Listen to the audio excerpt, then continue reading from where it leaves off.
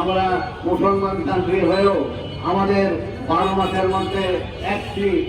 রমজান মাসের পবিত্র মাস হচ্ছে রমজান। সেই রমজান মাসে আমরা দেখি 11 মাসের যে ব্যবসা তারা করে তার সেই মুনাফাকে অধিক মূল্যের মুনাফা করার জন্য এই মাসটিকে তারা বেছে নেয়। এটা অত্যন্ত দুঃখের বিষয়। তাই আমরা আজকে এই ক্যাবের আমন্ত্রণে আমরা এখানে উপনীত হয়েছি যে আগামীতে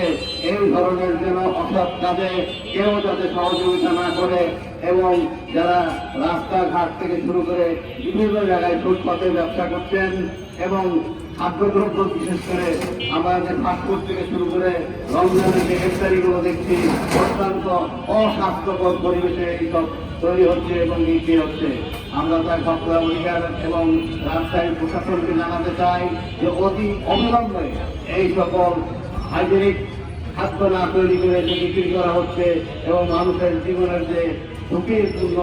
দিকে ঠেলে নিয়ে যাওয়া হচ্ছে এখান থেকে বিরত থাকার জন্য আরো দ্রুত অতি দ্রুত যাতে আমাদের রাজশাহীকে এই ভোক্তা অধিকারের ব্যানারে এবং ক্যাবের সহযোগিতায় যাতে মনিটরিং টিম বাজারে অতি সত্তর কাজ করে এই আশাবাদ কামনা করে